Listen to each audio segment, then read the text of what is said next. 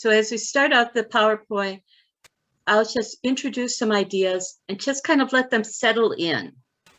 And then we'll have a bit of a meditation followed by the communion, and then we can discuss.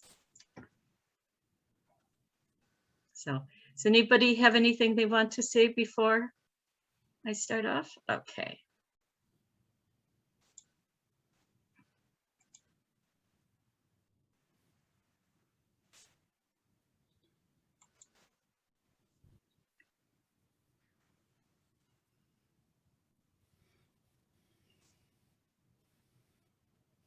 All right.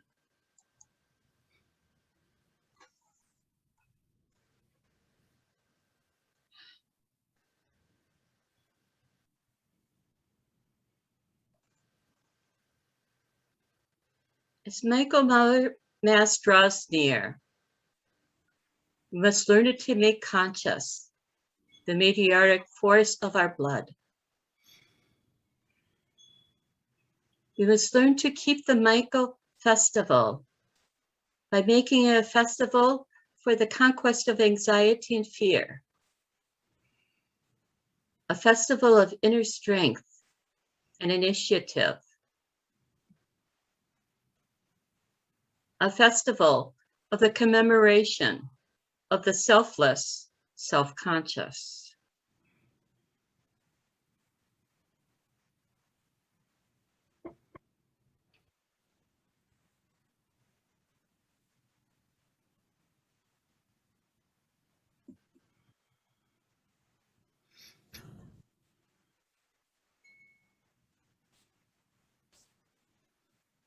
And just as we celebrate the Redeemer's birth at Christmas, and at Easter we celebrate his death and resurrection, and as at St. John's Tide, we celebrate the outpouring of human souls into cosmic space.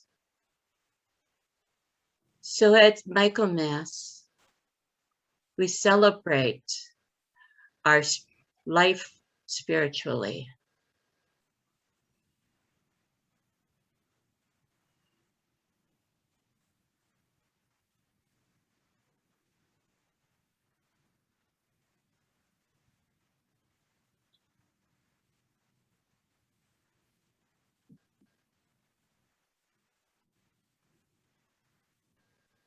We should stand before human consciousness in its whole soul spiritual significance.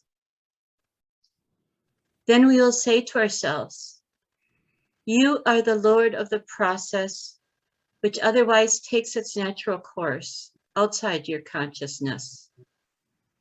You now learn to experience how during the autumn festival, Michael, there should grow in you all that goes against the love of ease, against anxiety, and makes for the unfolding of the inner initiative and free, strong, conscious will. The festival of the strong will, that is how we should conceive of the Michael festival. If that's done, if the knowledge of nature becomes true, spiritual human self-consciousness, then the Michael festival will shine in its true colors.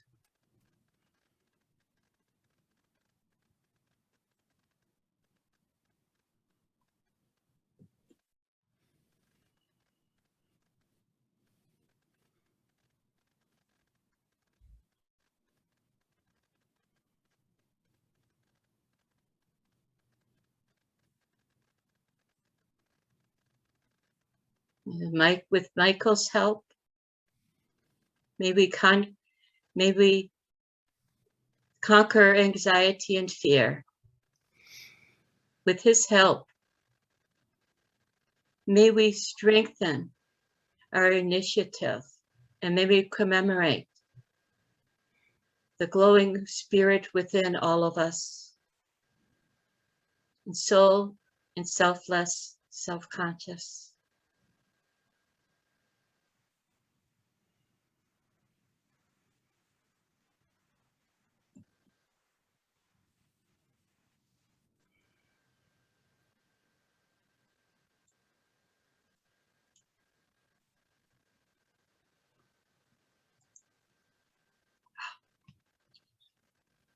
Sorry.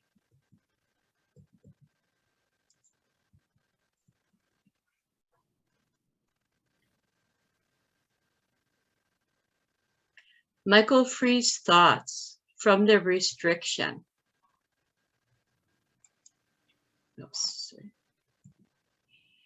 Restriction from the region and opens up the way to them, to the heart.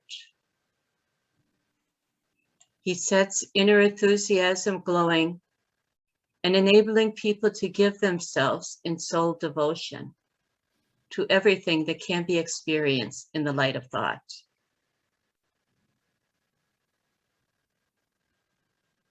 The Michael age has arrived. Hearts are beginning to have thoughts. Enthusiasm is no longer generated by obscure mysticism, but by inner clarity, supported by thoughts. To grasp this is to receive Michael in one's inner being.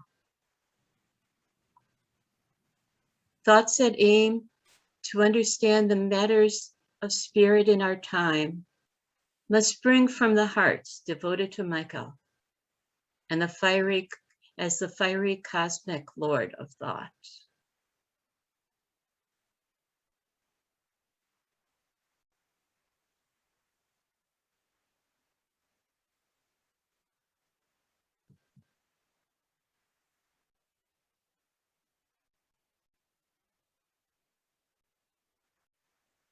We must lift ourselves again to the perception of the true eternity of the soul, but in a different way than before.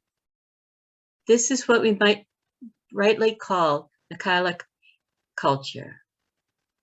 We will have received what humanity needs for the future when we go about into the world aware that in all we see and hear, with every perception and tone, a spiritual element flows into us,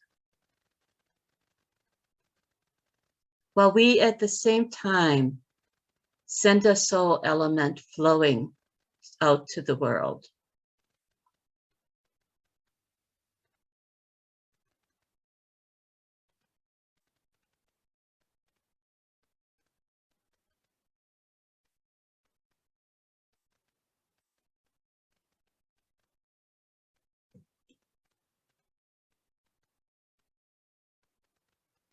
And each time a Michael age had returned, it happened upon the earth not only that intelligence as a means of knowledge became cosmopolitan, but also the intelligence became such that human beings were filled through and through with consciousness. After all, we can ascend to divinity. In this consciousness, we can, after all, ascend to the divine, played an immense part at the end of the last Michael age before our own, as it will within ours.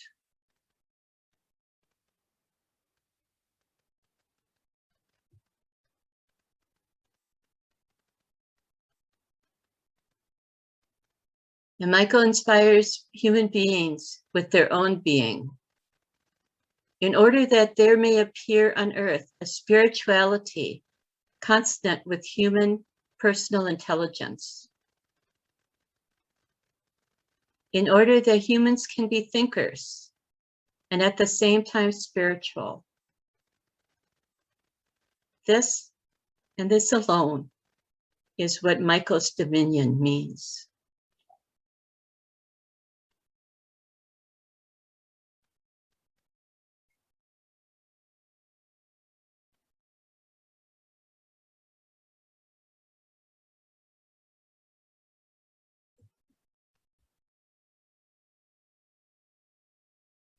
This was the word of Michael at that time. Humanity must reach pan-intelligence. Human beings must take hold of the divine upon earth in sinless form. Radiating from the center of Alexandria, the best that has been achieved must spread far and wide in all directions, through all the places of the mysteries, discouraged as they are. This is the impulse of Michael.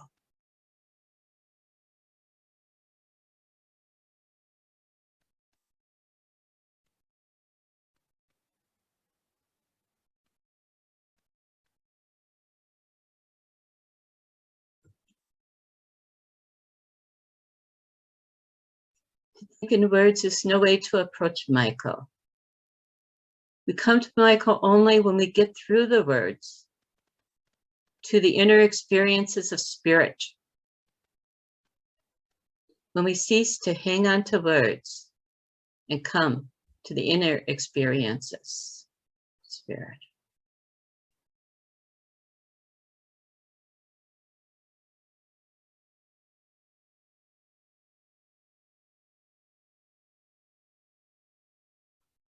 And once we have learned to take in the soul element in nature along with the sense perceptions of it, we live in a Christ relationship to our outer nature.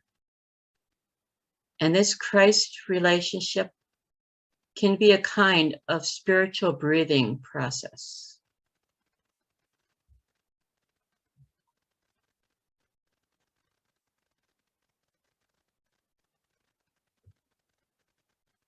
And Steiner points out in his work that in prior time, there was a time where one soul was in Earth's atmosphere, and the air itself was soul, and people breathed in soul. Now, whether we want to talk about breathing in prana or breathing in chi, the Steiner uses the word soul to represent this energy. And how important this is to partly reclaim our own experience of divine and the divine in the world, what Manichaeans would have called the living Jesus, the fabric of the world itself and its divinity, which is the impulse of Michael.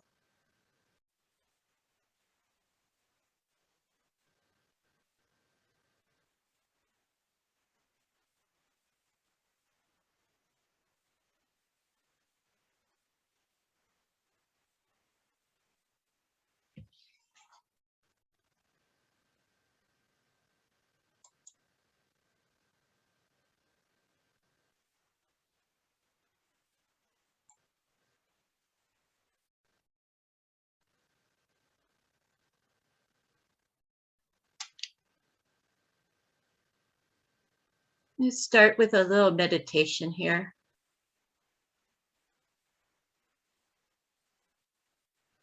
You keep your eyes closed or open.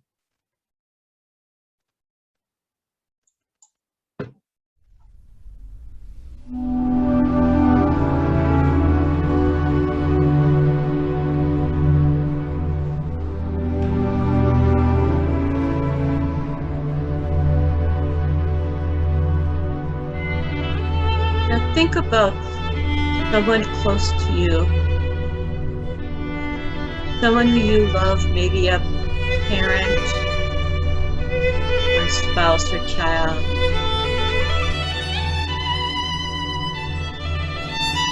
And think of any sort of pain they may experience. And see that pain, that unease, see it swarm around as a dark cloud.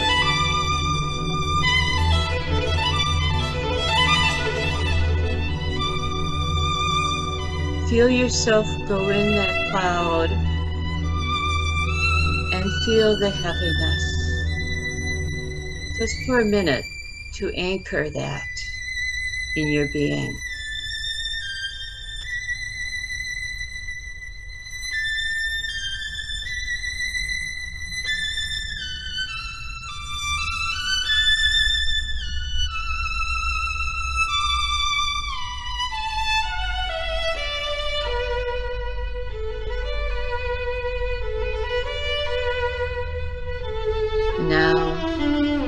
one final breath and anchor the dark cloud around yourself.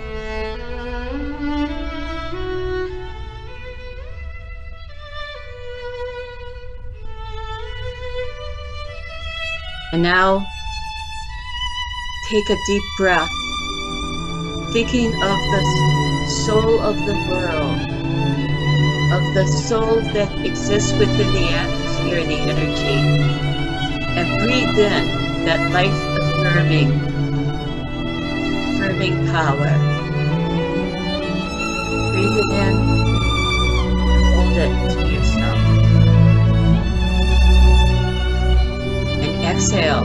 And as you exhale, keep the dark cloud around you becoming clear. Breathe in again. And exhale. And exhaling the cloud that was the pain, your friend, your mother. Feel it go out, and the cloud becomes white. And the cloud becomes lighter. Again, breathe in the life-affirming energy, life-affirming soul energy of the atmosphere. Hold it in, let it blend with the love within your heart. And then blow out, clearing the cloud until it becomes light.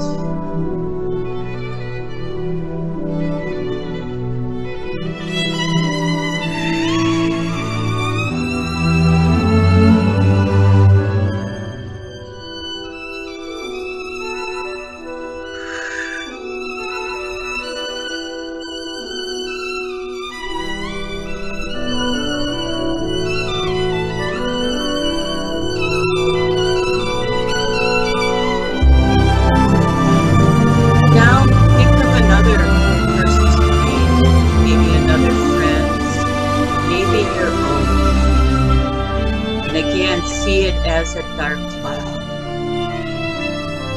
Breathe in with your compassion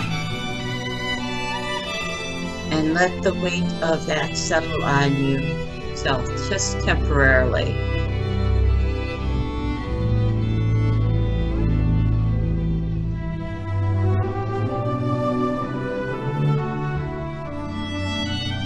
And as it's there, when it's settled, again, breathe in from the prana. Breathe in the life-affirming soul energy of the world. And breathe out, clearing the cloud, clearing the darkness away.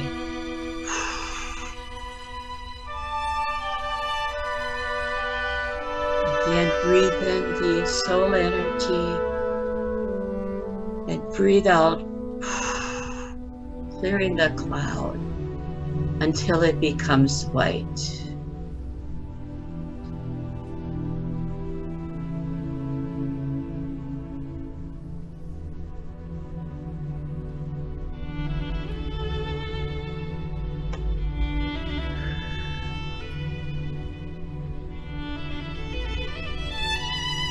And for as long as it feels good within this meditation, continue to do this. Think of those close to you who are feeling, who have unease. Think of those close to you who are in pain. Think of those in the further world, refugees, the infirm, the oppressed. And see their dark cloud and breathing in. Breathe out and clear, turning the cloud into white and into clear, blowing away the heaviness. Using the power of Michael.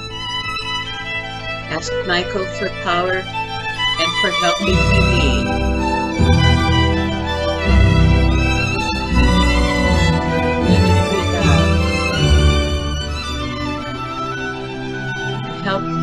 the healing of the world.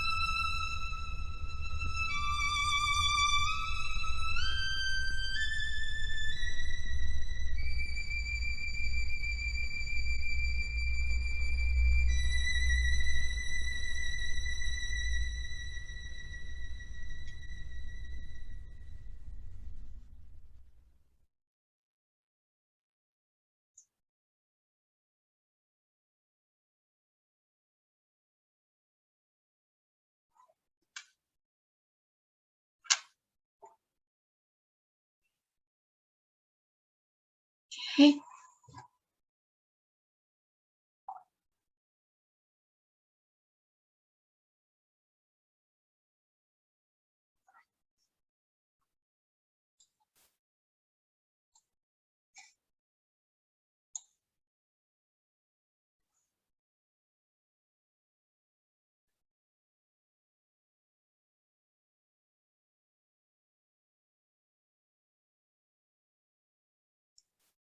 I now invoke the mystery of the communion, that common unity that unites all beings throughout the worlds. All beings spring from one. By one are they sustained, and in one do they find their rest.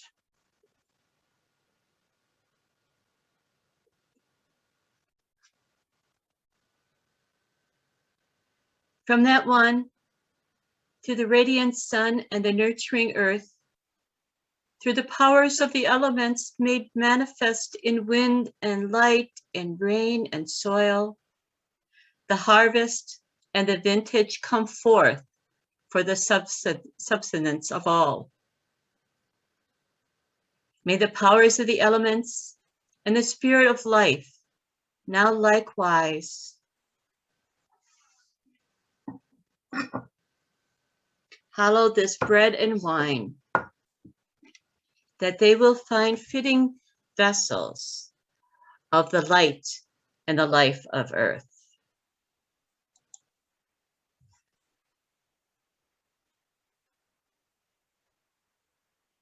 And in the presence of the one, and with the help of the powers, let the mystery of communion be made manifest in time and space, in this place, in this time.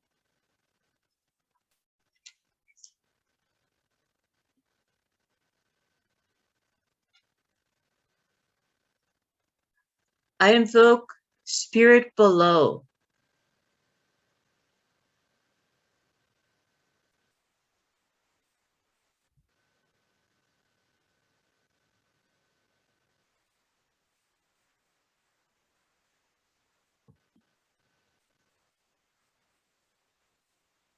Awake, O my soul, and know that you are born of the earth. Awake to love of her, sown like a seed in the womb of your beginnings. Honor her, protect her, cherish and adore her. Awake, O my soul, and know that you are born of the earth.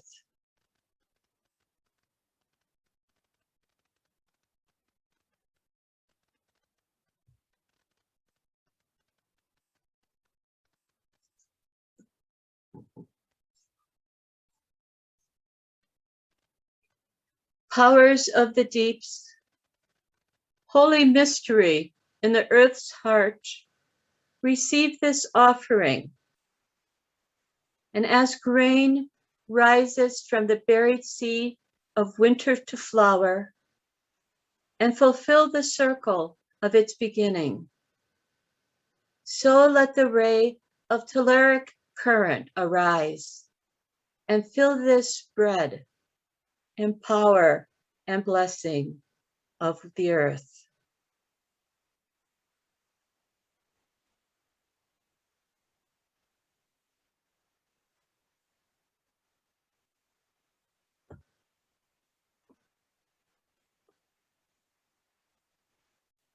Telluric current has risen.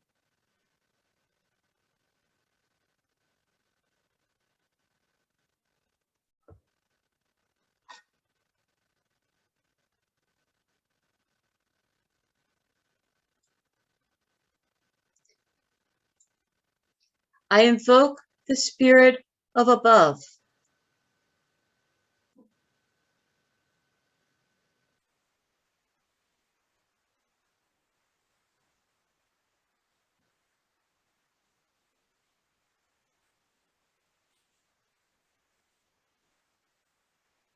Awake, O my soul, to the sacred stream of light that runs through you. Awake to it in the body of the earth in every light form. In the moist fecundity of valleys, in the hard matter of mountain granite, all things in flux and becoming.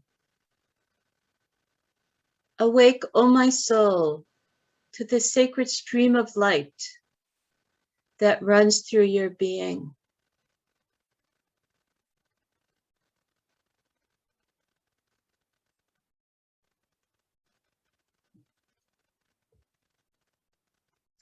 Powers of the heights, holy mystery in the sun's heart, receive this offering.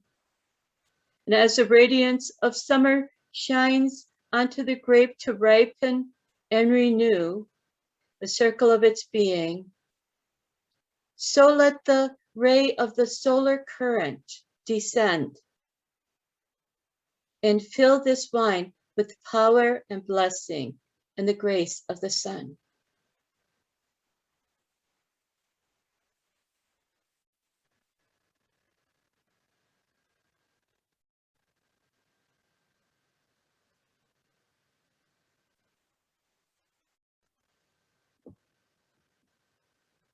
Solar current has descended.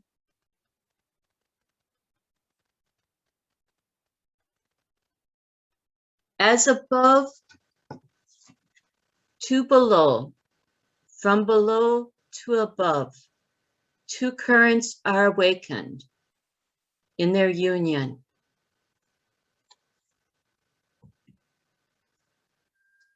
In the union of sun and earth, let the lunar current be born, the wondrous child of jewel and light. And let the radiance extend to all beings, and that the land might be blessed to fruitfulness, and that all who seek gnosis shall attain it.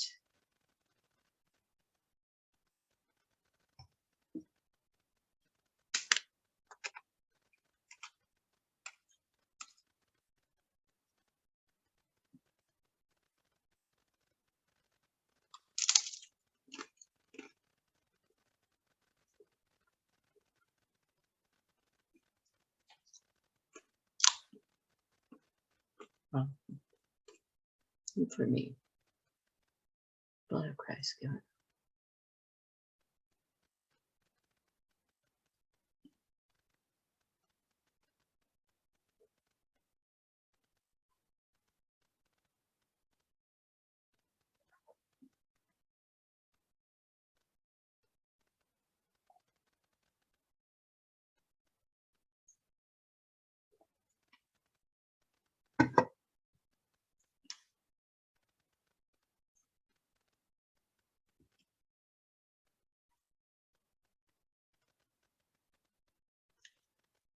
Deep peace of running wave to you.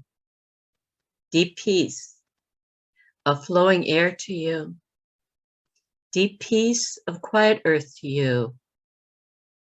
Deep peace of the shining stars to you. And deep peace of the sun of peace to you.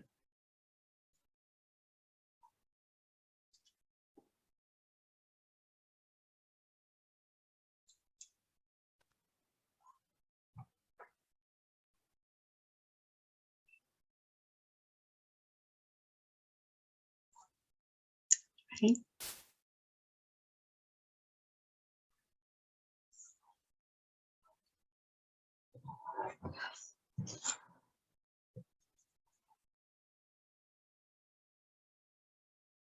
So this part of the service is ended. So we had any discussion or comments? This is my first Michaelmas. So. Yes, Pamela. Just 1 second, So by coincidence, I'm reading this book at the moment by a translation by Mead. Oh, yeah, yeah. Yeah. Corpus and then Hermetica, yeah. Hermetic. And they basically say the opposite of, they actually define the separation of nature and the Father. They go into a lot of detail. Yes, admittedly, I was being a bit Celtic. Yes, with the earth, yeah. And, and this is something I guess I wrestle with, on one hand, there is this sort of dualism of the classic, of the classic Gnosticism. And as I've always said to people, it was easier to be a classical Gnostic when I was in Chicago than when I'm living across by a river and with all of the nature around me.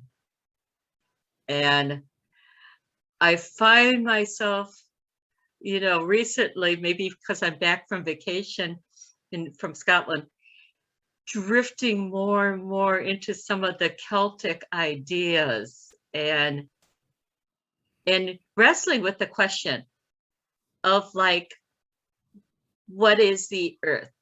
Is the earth divine? Is matter divine? Or is matter this outward casing, that imprisons our soul? And yeah, I have the same big problem. One. I can't really resolve the issue.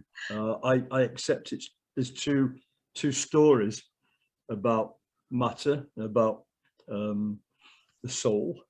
And this particular one, it's some beautiful definitions here of what is matter. And the word logos is not a word, it means with reason. So it says basically, it is not the body that doth move the living thing in it. And when I think about that sentence, basically it's saying here, the body is lifeless. There's no life in the body, because what moves the body is the soul. What animates the body is the soul. So therefore, this material has no life. I mean, true life in it. It's a mechanism from a scientific point of view. And then it's the mind and reason, logos. So I'm always, I gave up on fighting, which is the correct one to believe. It's like the mother, like the earth. That some ancient spiritual text actually says how the human race was designed. Why was it made in celebration of Mother Earth and the Father came together. I think in here it says how the two how the Mother Earth wrapped round the Father. I forget the exact words, and the two became one. And to celebrate, they created the human race. And then there's other ways, like Yaldabaoth. Yaldabaoth creating the human race for a purpose. So which one is correct? So I've struggled with trying to find the answer for years. And I think, well, the duality in this world is everywhere. There's only one singularity, and that's the one, that's the Father. So I live with that duality, basically. It's kind of like they would say in the job descriptions, you have to have a tolerance for ambiguity. Yeah. I notice that a lot of times when I get frustrated with the earth and with matter and with all the problems that go on and that sort of thing, I try to remember what Leadbeater said, that the center of the earth is the workshop of the Holy Spirit. That there's something in there that, yes, animates, as you were talking about, the earth. And it is a dual reality. The duality is just here. And, trying to find that, communion and unity in it is our job, I guess. I like that phrase. The center of the earth is the Holy Spirit. Yeah, that's from Leadbeater. That was That's his. the Leadbeater, really. Oh, Yeah, that's great. yeah. And when I use grounding, and when I ground from the base of my spine down to the center of the earth and make that connection. Because the body is from here. I mean, let's face it, the body is from the earth. And that's what it feels comfortable with, is the earth. There are certain levels beyond which it can't go. So if it keeps the body happier, I'm willing to do it. Keeps it quieter. Well, I've been reading, well, I actually started listening to this audiobook, but then the audio stuff was too ephemeral for me. And I wanted to be able to go over it again and again. So I had to buy the physical copy. I think this is a thing. Amazon's got me done that. I've done this at least 3 or 4 times. So, but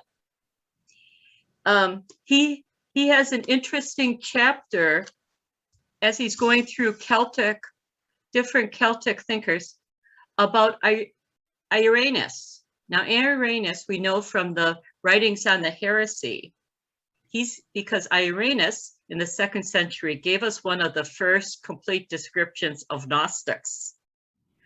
So, especially the Valentinians. So he wanted to make sure that all of his friend bishops knew exactly this heresy that the Gnostics were doing. So he described Valentinianism complete with rituals and scriptures enough that people later were able to, take this even before the Nag Hammadi discovery. Separated from his opinion. Yeah. What part? I said they could separate it from his opinion of the Gnostics, Yeah. Yeah. Yeah. But it's interesting that Newell talks about Irenaeus as being one of the last of the Celtic theologians. And he talks about Irenaeus, that a lot of Irenaeus' issue with the Gnostics was that they didn't recognize the divinity of matter. The divinity, that everything that's created from the divine is hence divine in itself. And I've had to go back and read Irenaeus again to see if I can pick this out, or if he's got a sort of view on this that helps me reconcile being a bishop in the Gnostic Church, yet also being a paying member of the Green Party.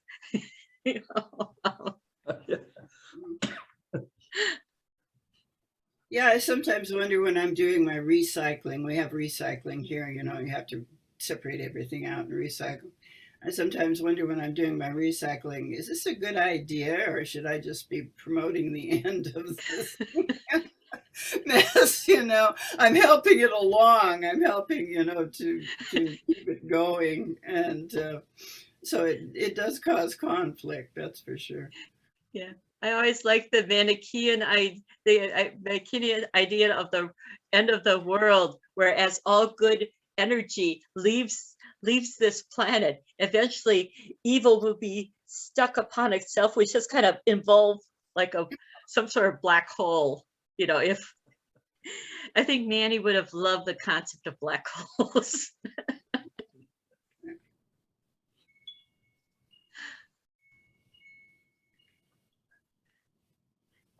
One of in your presentation there, Pamela, when was the last Michael age?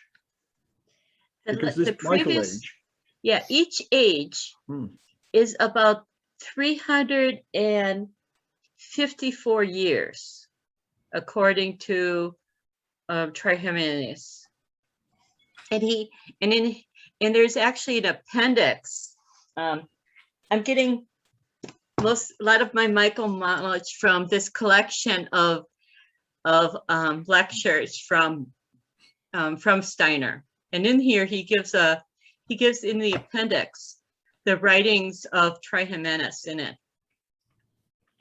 And Trihemenus goes back to how he reckons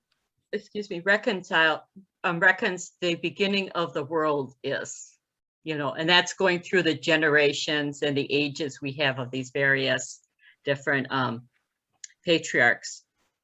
So this Anyway, is so interesting. the previous one would have been in the golden age of the Greeks, the time of Plato, the time of Plato and Socrates, that sort of golden cosmopolitan area where energy, all sorts of ideas were freely floating around, and where there is also a bit of a he uses the word cosmopolitan, kind of an eclectic blending of ideas and peoples together. And I think it's rather fascinating that as Steiner includes that, it's a lot of the issues we're facing now. On one hand, we've got Sharon there in the US. We got me as a refugee from the US here in Britain. But we've got these tools that bring us all together. All of us here, we've studied the Eastern religions, we've studied Western religions, we've studied and experiment with all things around. We fit Steiner's idea of cosmopolitan spirituality. And then he also talks about the reference for the earth. And we think of the climatic crisis and the climatic challenges that we're recognizing now.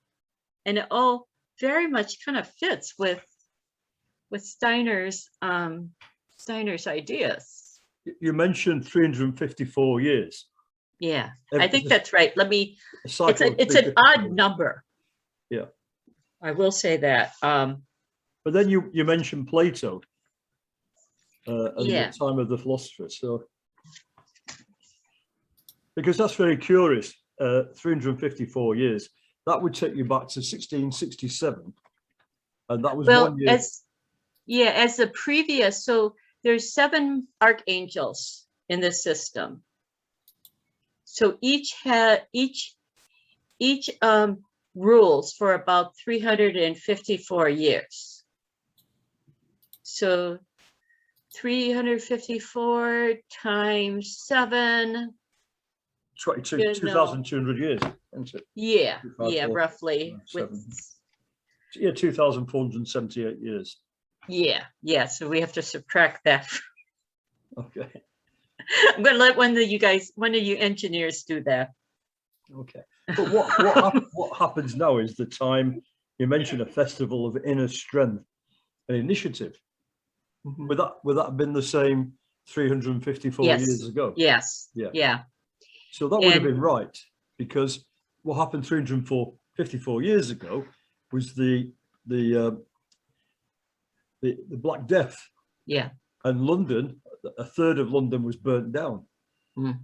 So there was a lot going on 354 years ago in 1666.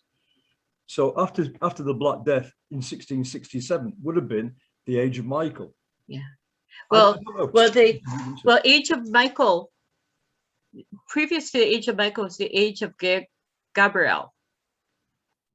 And then you've got the other 5 archangels that would be before that.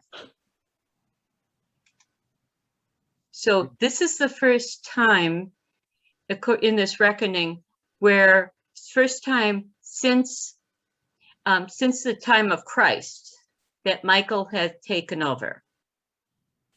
So when Steiner talks about this, Steiner talks about the special relationship of Michael as being a very much of a promoter or a supporter of humanity.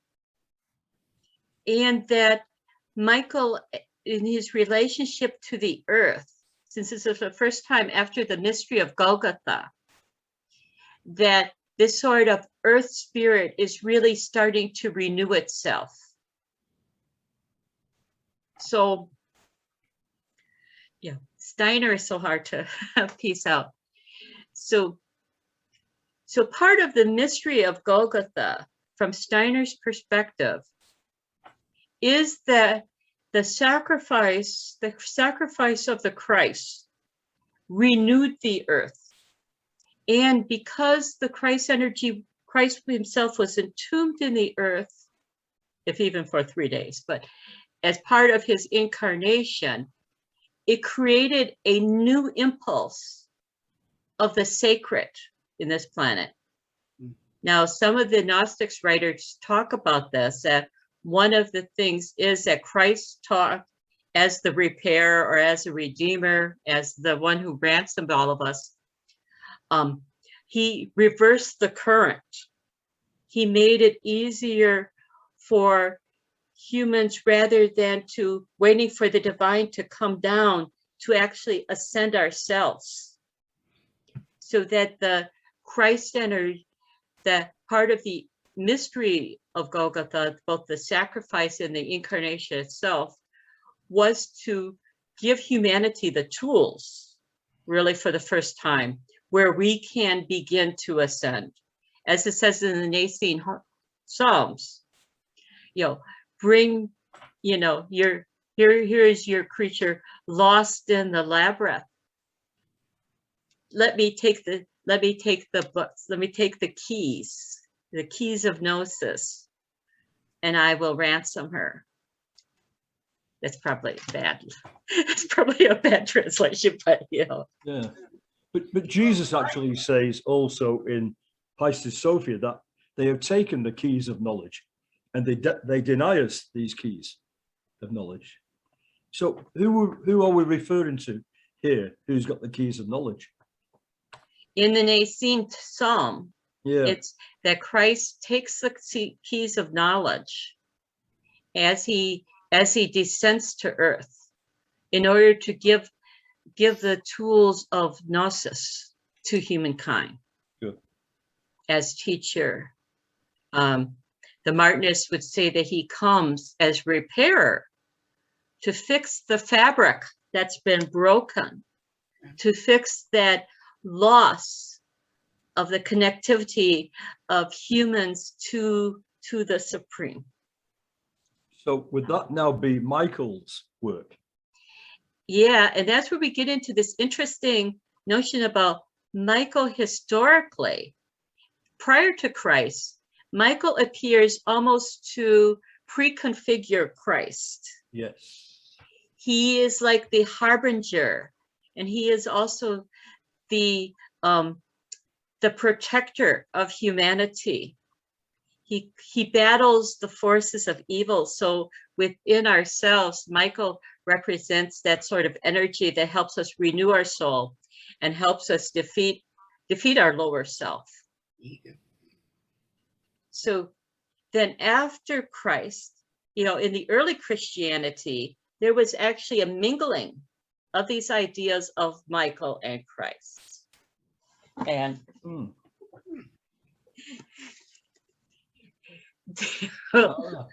Daryl Hannah, this is a book written from his dissertation on Michael and Christ, and he goes through the historical elements, both in Judaism and in early Christianity, of like how Michael and Christ were figured, and even combined at points in time as being the human savior. So, of course, one of the things I had been reading about Michael, I think it was in the Gospel of Barnabas.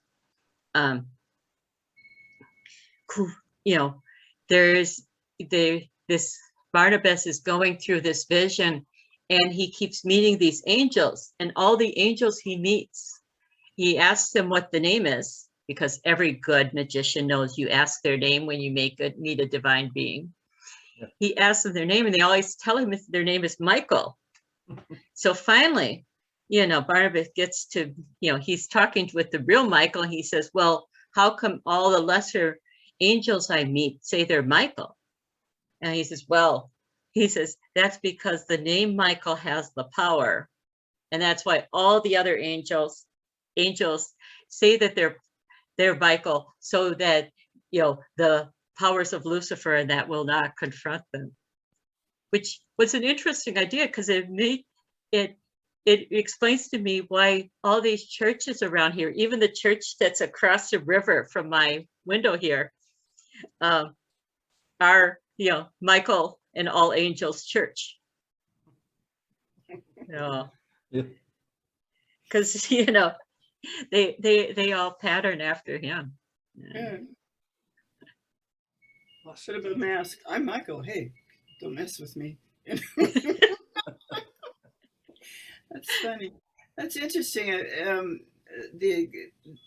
Thinking about Michael being sort of a representative of Christ, or, you know, a similar figure and that kind of thing. If you look at the book of Revelation, where the soul is in trouble, where the woman clothed with the sun is in trouble, you know, and that sort of thing, it's Michael that comes, you know, and strikes Lucifer down and subdues, you know, the ego, and says, you know, no, you know, you can't harm her, and that sort of thing. It's not Christ that comes, you know. Yeah. So yeah. That's kind of an interesting twist. But, yeah, and that's you know, yeah, the woman clothed in the sun. Yeah, it's, you know, I always love the imagery from that. mm-hmm. That's it. Well, this is the time of year too. It's Virgo, you know. So it's like, you know, Michael and this time of year are kind of tied together in terms of the astrological aspect of it. Robert, I seem to remember, correct me, because you've spent quite a long time in China, and I see this is just a curious thing. We look at 7 ages, 7 times 354, which takes us back to 2,500 years ago.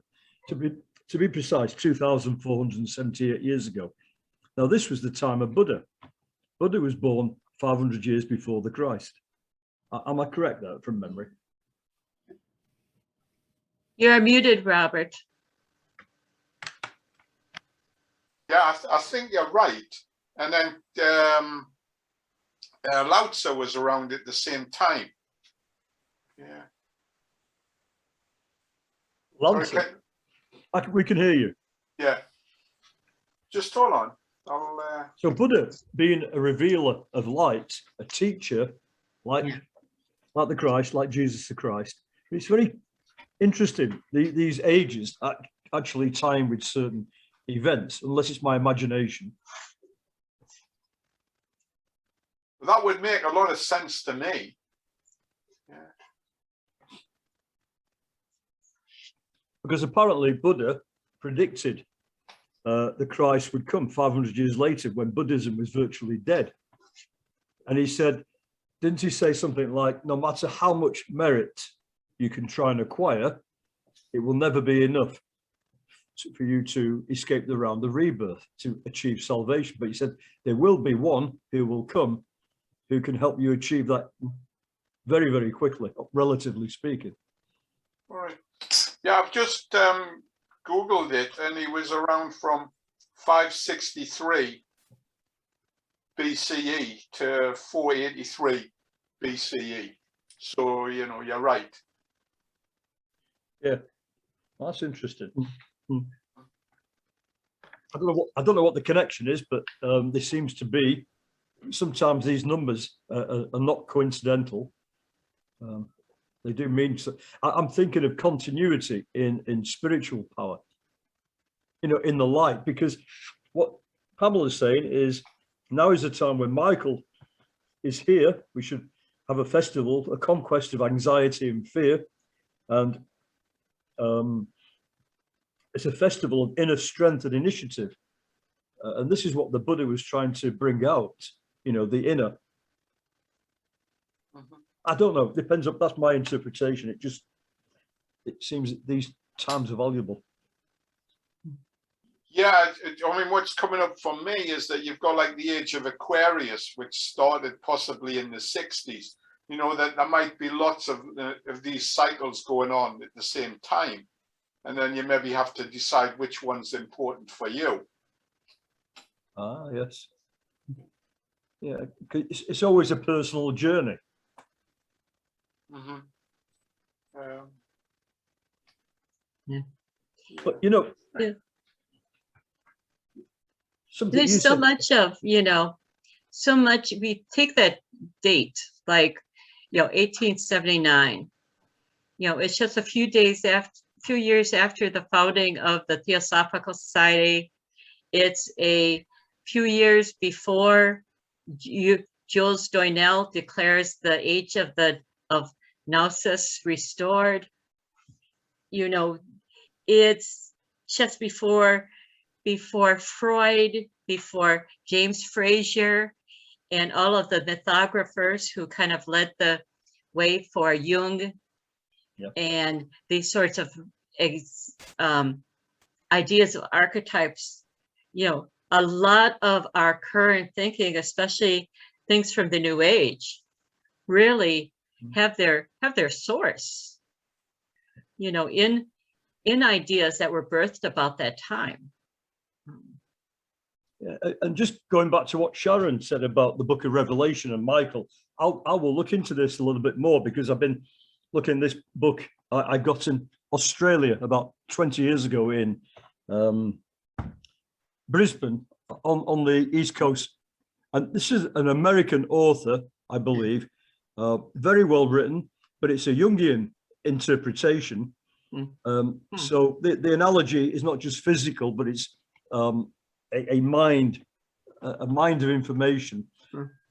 And I just found this in a second-hand bookshop. I was in Brisbane for about 2 hours with a friend of mine, and there it was.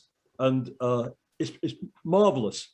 And he breaks it all down into psychology of the mind, the dark side, the nature of the angels. Beautifully written. And the interpretations are marvelous, very, very believable interpretations. So, Sharon, thank you for reminding me. I'll be looking into that for Michael now, more about Michael in this book.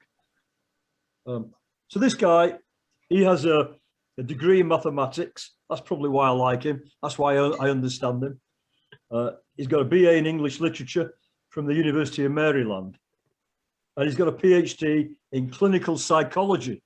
So this guy is a real logical, analytical, psychological thinker. This is why he's written such a brilliantly worded book on revelation and psychology. Very entertaining. Is it still in print?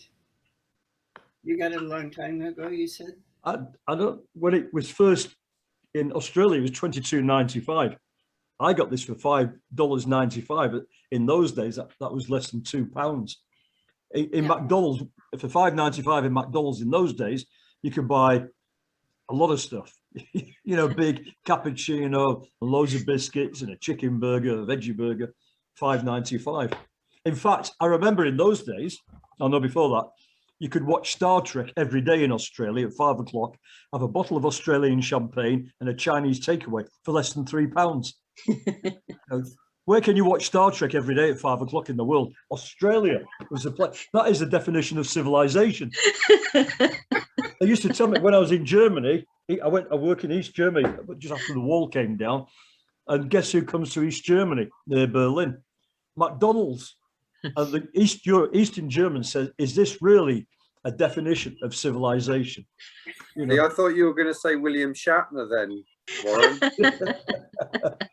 He should have gone up into space on the space shuttle, William Shatner. That would have been great PR for Americans. Yeah. Slightly digressing there, Warren. I think when Russia started opening up, I think they got like a Pizza Hut into Moscow, and then Pepsi Cola became available, but it was advertised as the taste of freedom. Yeah. You know, and I think people actually bought into that rubbish, but you know. Oh yeah. That was definitely an idea created by the demiurge. Let's tell them that this is freedom, and let's just, you know, so that they sell their souls to capitalism. Well, I'm very careful. I'm working. I do a lot of charity work now, and who's come my way is one priest, and he's seen me on Facebook, and somebody's published something on me, and now he's introduced 2 more priests to me, but they don't know I'm Gnostic. But so they're always talking about the Old Testament, but the thing is, they're always pulling out good things of the Old Testament, and I just keep quiet, and I agree on all the good things because I want to work with these people. One is she's a solicitor, an attorney, Sharon. She's a solicitor, good. And then we have Peter. He used to be a school teacher, but he's a minister now. And we have Garfield. And Garfield, he's a priest in our Black community. And but they just don't know the secret about me. What can I say? I don't say. Well, you do what the early Gnostics did and just say, yeah, I'm a good church member. Hey, what's the matter? Yeah, You know? exactly. I don't know if you mentioned it, Pamela, but you know, while we're up on the west coast of Scotland, there was an awful lot of churches up for sale. Ah. Yeah. And Robert, there's some beautiful churches, you know, in the style of Harry Potter type buildings, you know, very old Gothic, Celtic, all on the west coast there, going up to Fort William, to Loch Ness. Is that where you went, on that West Coast Road? Yeah, we're a little bit lower down. Oban, you might have heard of. That's the big ferry terminal. We were in Kilmartin, which is about 30 miles further south. But it's a real center of the Neolithic sort of monuments. And then we also went over to Iona, which was quite an experience. But Yeah, we didn't have near enough time on Iona. I think if you ever think about going to Iona, my suggestion is park your car in Oban, leave it in Oban, take the bus down to Iona, spend a night in Iona, and then come back again.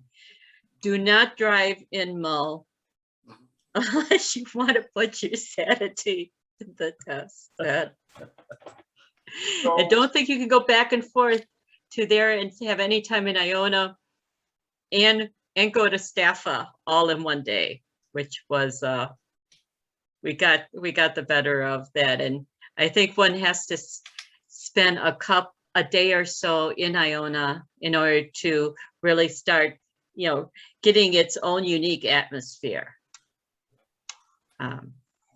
So Iona is the birthplace of Celtic Christianity, I suppose you could say. Well, these of Christianity is where Christianity first came into Scotland. So okay. Iona was settled from Columba, who had been in Ireland.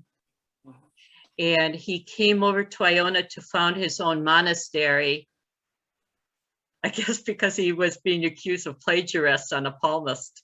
But anyway, he established his own, but Iona, prior to Christian, had been a university center for the Druids. So there's a bit of a mystery, because one hand, there was books that came to Iona from the sacking of Rome, because Celt from the area was with Alaric when they sacked Rome. He grabbed a bunch of books and had them shipped to Iona. However, over time, even though Bede mentioned some of these books, they've been kind of lost. You know, so there's a bit debate about at what point did they hide the books? Was it for the Vikings, or was it during the Civil War? Or was it during when Iona was really badly sacked by the Presbyterians and Calvinists, you know, during the 16th century, 17th century? So, but they did apparently have secret books. And of course, you know how all of us Gnostics, we hear about secret books and all of our ears perk up. And it's like, okay, were those our secret books, you know? Any of our secret stuff there? I'm wondering, Steve, Sharon, Steve is right in the south of England. I think, whereabouts are you on the south coast, Steve?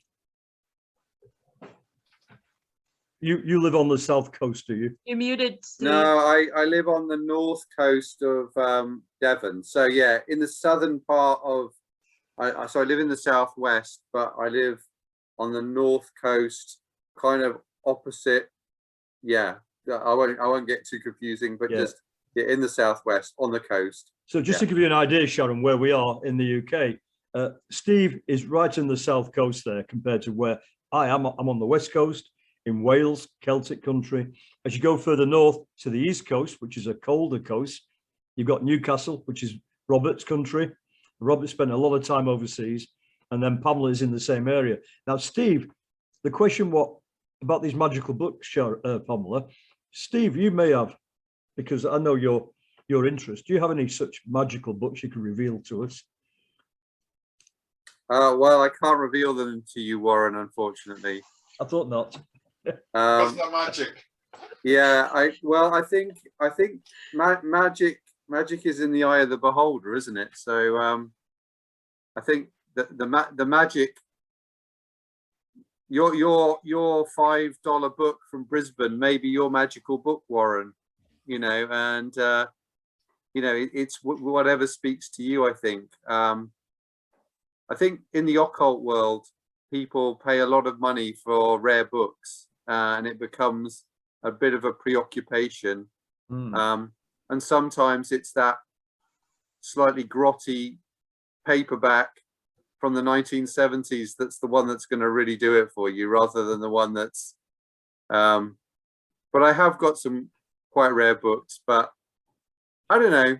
I think the, you know, I go with St. Bernard of Clairvaux. The two greatest books are, you know, are the Book of the World and the Book of Scripture, whichever scripture one chooses. But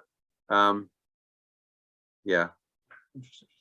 And do you have Celtic books based on the Celts? Yeah. You know, I mean, I think that, there are a lot of good books out there about Celtic and Druidic things. Although, like Gnosticism, really, it's a revival movement. So a lot of the imagined activity of the Druids is from the 17th century rather than the 1st century. So yeah, it's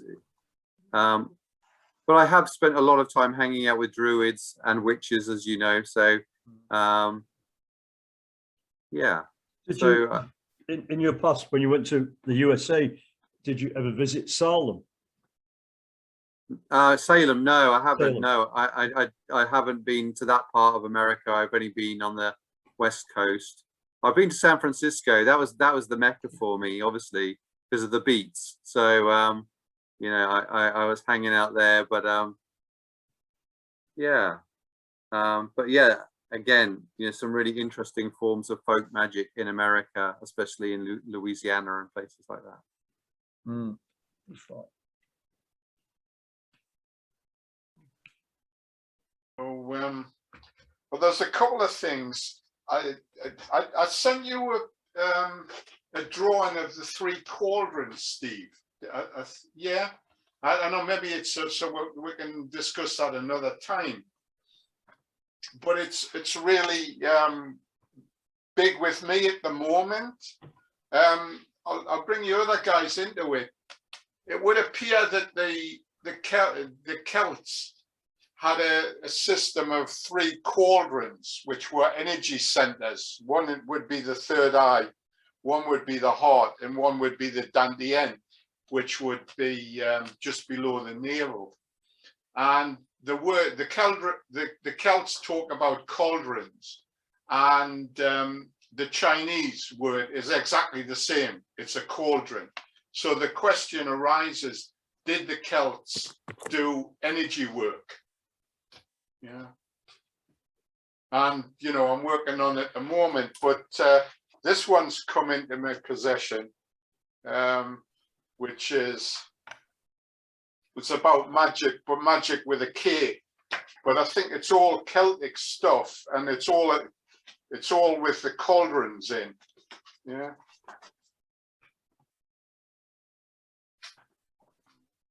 So we'll keep you informed on that. But if anybody can throw any light onto it as well, I would be grateful. I know within the order of bards, ovates, and druids, Robert, they talk about Nuifre, which is basically the Celtic version of prana or chi. So within the grade teachings of that order, there's quite a big emphasis on the life energy within the body and the planet. I can't remember when I did it. I can't remember if there's anything specific about 3 cauldrons, but I can have a look if I've got anything about that. I'll have a dig around in my Celtic section. Yeah, but it's a kind of major question for me that, you know, were they actually manipulating or cultivating energy? Yeah. I think it's going to be. I think from the source material we have, there's an interesting book by John Matthews called the Druid Source Book, which looks at all the things that we know about the Druids. All right. And there's also a really good, the most academic, excellent book on the Druids is called, I might be making it up slightly, something like Blood and Mistletoe by Ronald Hutton, in which he looks at all the source material that we possibly have about both ancient and modern Druidry. And you know, what we know is that we don't know much about the early Druids. You know, we know a bit, and we know a bit about their probable belief in reincarnation and probable practice of human sacrifice, but we don't know a lot more.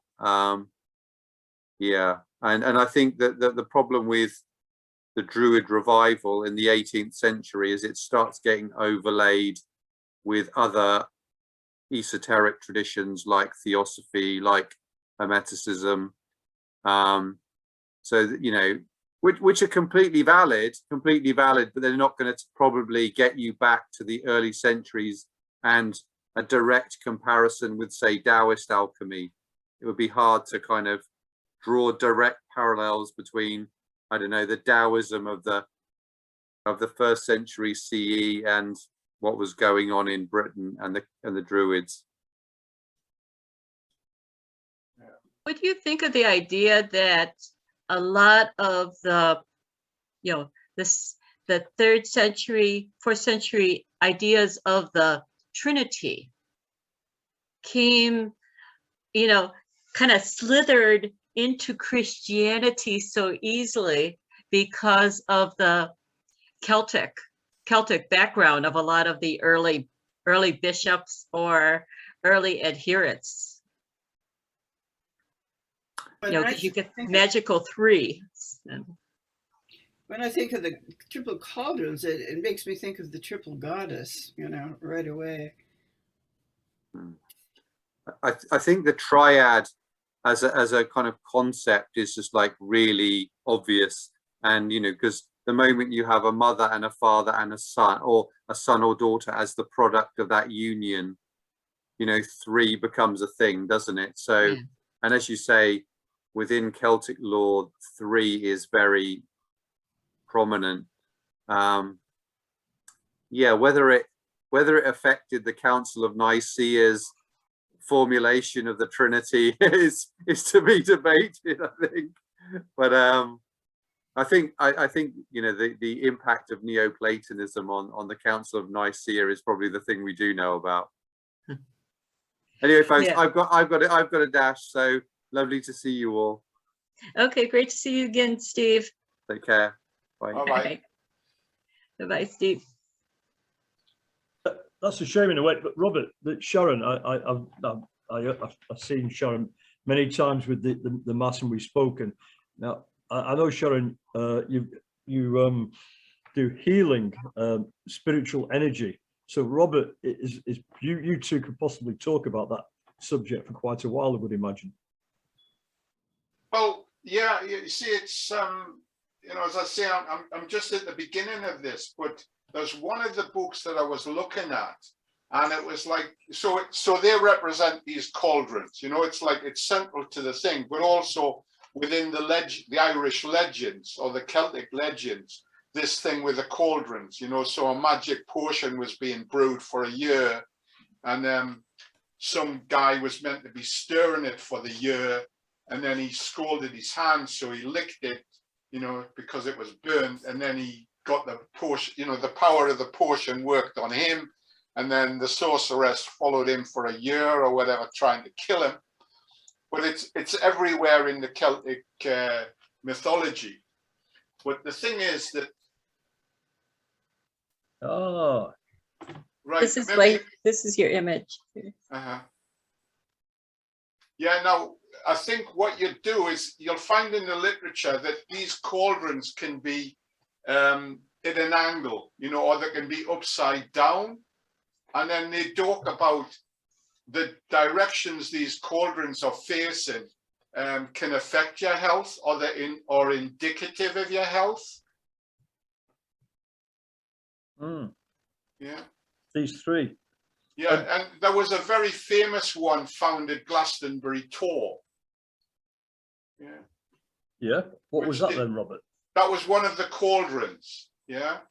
Or, you know, like a cauldron, but it's like, as I say, if you look into the Celtic history, the cauldrons are always in the stories, you know, because it's, but then you see you're getting into metaphors here that it's kind of like you've got the energy, which is actually, or you've got the energy in this lower cauldron, and it needs to be kind of brewed up, it needs to be treated, and then the energy will move to the middle one, and then it'll be further refined, and then it'll move to the top one. Yeah. But it's Which is not necessarily, it's not necessarily sequential, because I thought one of the things interesting as we're kind of reading on some of the cauldrons, of course, this is sort of your physical nature. And of course, it's easy to build up your head nature, your knowledge, stuff full of ideas and facts and that. But they talk about how a lot of people may have this cauldron upright and this cauldron upright, being that they're full or they're holding things, but that the heart, it only becomes upright through a series of emotion, of the series of give and take, the series of pain and pleasure, this whole sort of living life, that the heart itself, you have to experience life in its fullness of the good and the bad, the beautiful and the ugly, in order to have this heart, this cauldron upright. And I think that was such a kind of one of these showing differences between the Celtic approach and some of the aesthetic approaches we see in Roman Christianity, or we see in some elements of Gnosticism, or just generally in secular thought about. Yeah. But it's the same. It's the same with the chakras. In a way, you're going from the lowest chakra, the low one here, raising your conscious and going towards the top. You know, you're bringing that energy higher. And this is something, Sharon, I believe you touched on a few weeks ago when, after the Mass, we were talking about subjects like this. Oh, yeah. I guess in looking at this diagram and thinking about the energy center below the navel, to me, the first chakra is at the base of the spine, or approximately at the base of the spine, but the second chakra is below the navel. Yeah. And it has to do with emotions, very much, emotions and sexuality. The fourth chakra then is affinity, and the sixth chakra, acquiring knowledge. The sixth chakra is the ability to see spiritually and acquire, information and knowledge. And you're kind of looking at the fourth chakra here as the balance between the two, between the emotions and between knowledge, is, what comes up for me. And it's not very obvious until it's pointed out. If you go above the head, you can see the light shining down, illuminating. Mm-hmm. I just noticed that. Robert, can you comment on, is this an image that you found? Can you comment on that? Yeah, I don't claim to be an expert on it, but yeah, you see, I think what you're doing is you're taking the information is coming in through your third eye, right? So it would be coming in from the front rather than coming from, through the top of your head. Yeah, so that's like it's a different chakra, the seventh chakra. Yep. Mm-hmm. Yeah. From the top of the head. Yeah. Between the seventh chakra, which is the top of the head, and the sixth chakra is basically the place at which you do bring in information, your own spiritual information, you as spirit, bringing that in. And so it's like the seventh chakra does have to do with bringing in information. To me, the sixth chakra is more you visualize and you create from there. You see what things are, and you also can visualize and create. And that, that's people talk, there's been like new age things, where you do visualizations and that sort of thing. Well, the sixth chakra is where you're doing that to create for yourself, as well as gather, information from the outside. I mean, this is quite a Does that make Gnostic sense? image, really. When I look to the right-hand side, I see that well-known Chinese symbol, the intermingling of the dark and the light. Yeah. Yin. Now, that's the way I believe that's what this is. It's an intermingling, an interaction, not a confrontation, but an interaction of the dark and light. And there's a balance there. And so this Gnostic image, it is Gnostic. It covers many beliefs, from the Vedantas to I can see Buddhist in here. I can see Hermetics, Christianity. Pamela, what's your view of this image? Yeah, I think it's one of these. I think you and I have talked before about loving these sort of map diagrams that give us actually a function itself. One thing we didn't mention, this here is a symbol that's used a lot in modern druidity, where you've got the three dots a little bit raised, and then like a ray going out from each of them, and it's called the Awen, A-W-E-N. I think they pronounce Awen. Oh.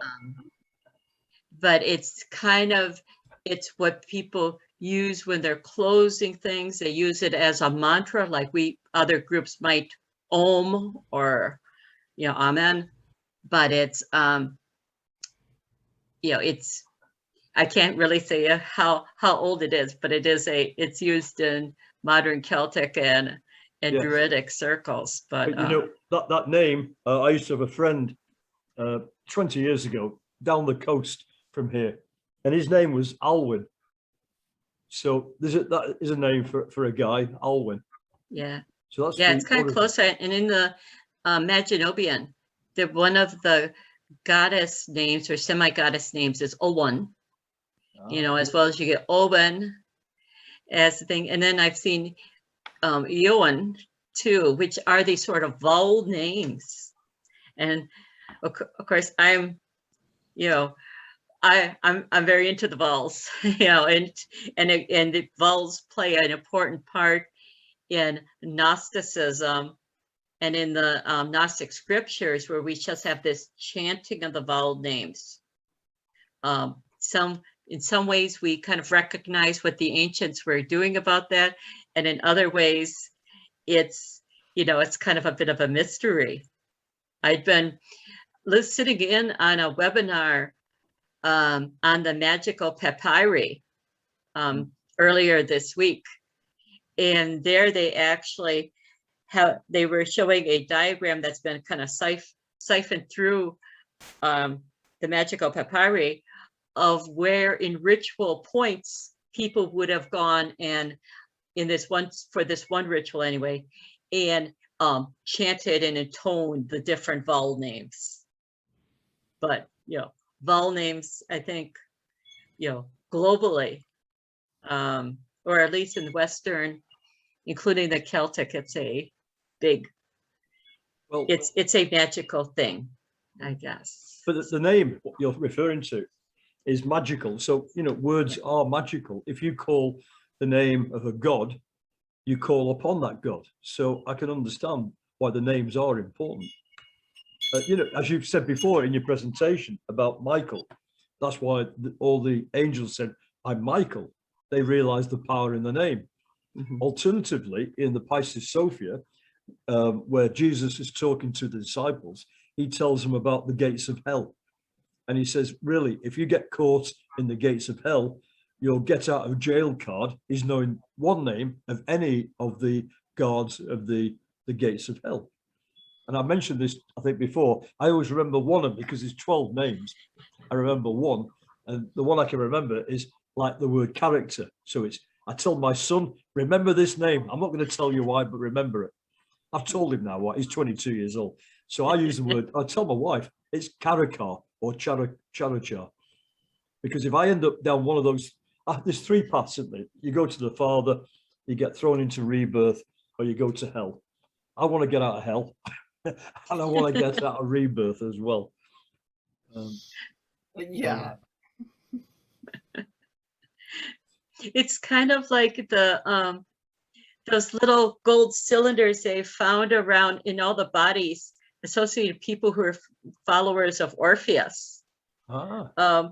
They would have little gold cylinders, and really tiny written on them would be essentially one of these names or one of these phrases, kind of your get out of jail card. So you would wear it all the time just in case.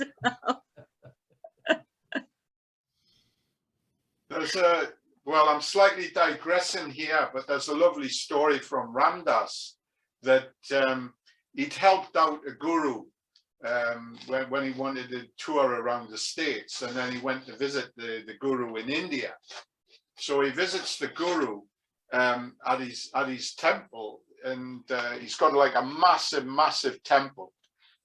And then he went inside, and then there's a tiny temple inside.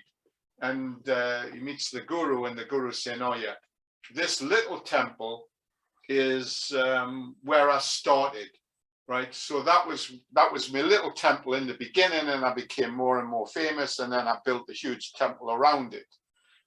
Anyway, and he said, "Look, I'm really grateful for when you helped me when I came to America. So what I'm going to do is I'm going to take you inside the small temple. I'm going to sit you down, and I'm going to teach you a mantra. And if you remember that mantra, you'll become rich and famous." So doing, he sits right up, and he said, "That's exactly what I need to do." So he goes in, and he says, I must remember this mantra. I must remember this mantra. And then the guru taught him the mantra. And then he's thinking, yeah, I can't, whatever I do, I must not forget this. And then he woke up in his hotel room a couple of days later, and he'd completely forgotten the mantra.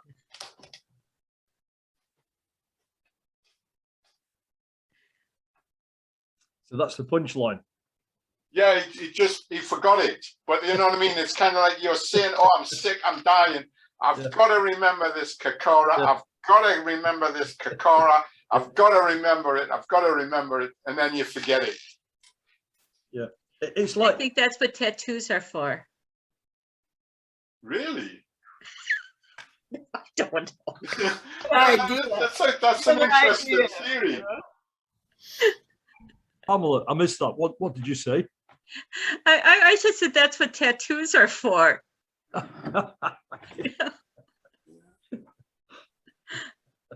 Well, I mean, you won't forget those. Don't know if any. Oh yeah, you've got one, Pamela, but that must be pretty painful. So I guess it's getting burnt into you. It's almost like being branded on you. Like crib notes in a test. Like write them on the inside of your palm. Well, that's a good idea, I guess, because you're kind of looking at your palms, and then maybe that's one of the last things you're going to look at before you die. Yeah. Well, kids and taking tests are famous for it, so, My uncle wanted it during his last part of his life. He wanted to get the tattoo of "Do not resuscitate" across his chest. Just in case you change your mind. So before we close, I've sent you both a link to a long article about the cauldrons. Yeah, I'm just looking at it, Robert. Thank you. Ladies and gentlemen, I'm going to have to go. I'm full of a cold. I need some rest. So please excuse me. It's been great today. I've enjoyed it again, Pamela. Okay, thank you. Yes, I think I'm I'm fading here too. I'd been fasting before the meal here, so I want to grab something before I have to go to bed. Yeah, me too. By the way, do you like this? I'd like that. Where is that? Who's that from? Well, it's a Polish bishop I know. He's on our WhatsApp group, or he was, and he posts images like this, a bit like Turge. I don't know where I downloaded it, had it printed, and that was printed in Norway, and it was delivered just today. Let me just show you. This looks wonderful.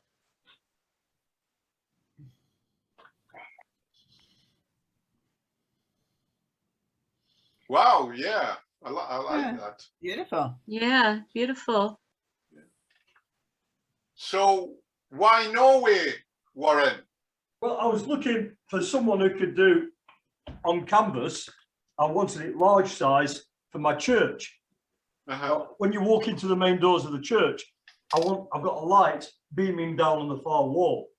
So I wanted to light up this. And when I saw this, I looked a lot of artwork by Turge, and he's got 2,200 art pieces of art on his Facebook page. I couldn't decide. This Polish bishop, he sent me this, and it's a wooden frame, and it's canvas, and it's good quality, and it was the biggest one I could get for the cheapest price. And it looks, it's beautiful, wonderful. Yeah, it's light. Right, tomorrow I will hang it in my church. Yeah. I think you could even backlight that, and it would be wonderful too. Kind of give a little bit. Looks like maybe it's thin enough that you could. You mean put a light through? Yeah. Let me just do an experiment. I have That's what I did on my altar. I made oil versions of some artwork that I did, and then backlit it. Yeah. So putting the light. Yeah. If you had a strong enough light in it. Yeah. Whiter light. I will. Yes, I will try that. Thank you for the ideas. There's a company. It's called My Picture. I think it's operating out of Germany, but they do a very good service, and I've got like a number of pictures from them, which are canvas on wood, and there's all sorts of options. And this is from there. They do very inexpensive, just plain canvas ones, and then these are this is held together with magnets. The bottom part of it is. So I've been doing this simply because I don't have the space for a lot of storage. So nice. These could just hang over hooks outside my door. And this is from Turge. Yeah, this is from Turge. So I've done a couple of his other ones this way too. I do not know where he gets his ideas from. incredibly diverse ideas. Yeah, very creative. Yes. And many of his I would love as a scarf or a textile. I told him that. I think I didn't really mean to demean him. He was like, wow, would this be a nice scarf? But they are. The color, his ideas of the colors are just beautiful. It would be good for pillowcases. Yeah. On a bedspread, a duvet cover. Yeah. So. Or I used to live in the far, like you did, Robert, in the Far East, in Singapore, in Indonesia for a few years, and the women would wear. Is it the word sarong? It was like a colourful materialized. Say again, Sharon. Sarong. Sarong, that's the word. Yeah. And in Chinatown, you would see, and in Little India, in Singapore, you would see that type of pattern. You know, beautiful, really eye-catching. Lovely stuff. Yeah. All right, everybody. Well, I'm going to turn off this recording so we can get to bed, then. Right. Yeah. Nice seeing everybody again. No, Right. Lovely having you here, Sharon. It was really interesting. I enjoyed it very much. Great to have you. So keep everybody on the list. Take care. Be safe. Yeah. By the way, Pamela, did you